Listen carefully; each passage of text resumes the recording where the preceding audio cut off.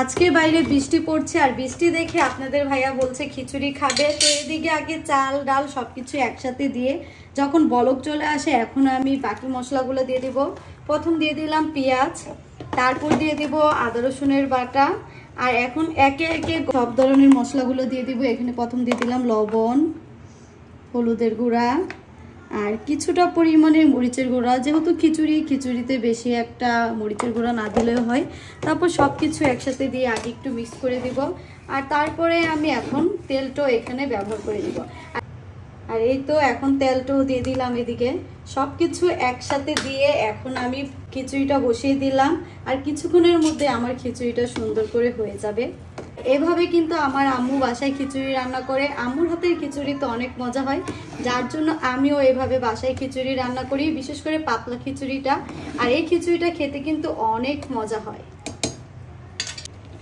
তো খিচুড়িটা কিন্তু অনেকটা হয়ে আসছে, তো এখানে আমি কয়েকটা কাঁচামরিচও দিয়ে দিলাম। আর একদম পাতিলটা পুরো ভরে গেছে আজকে খিচুড়ি দিয়ে। অনেকগুলা খিচুড়ি রান্না করছি। খিচুড়িটা কিন্তু মোটামুটি প্রায় হয়ে গেছে। তো নামানোর আগে এখন আমি এখানে কিছুটা পরিমাণ ধনেপাতাও দিয়ে দেব, আর সাথে লবণটাও টেস্ট করে দেখবো আসলে খিচুড়িটা হয়েছে নাকি, মানে লবণটা ঠিকঠাক মতো হয়েছে নাকি। তো এখানে ধনেপাতা দিয়ে দিলাম। খিচুড়ির মধ্যে ধনেপাতা দিলে কিন্তু আসলে অনেক ভালো লাগে। আর এটা যেহেতু পাতলা খিচুড়িতে আমি তো মাঝে মাঝে ধনেপাতা দিই।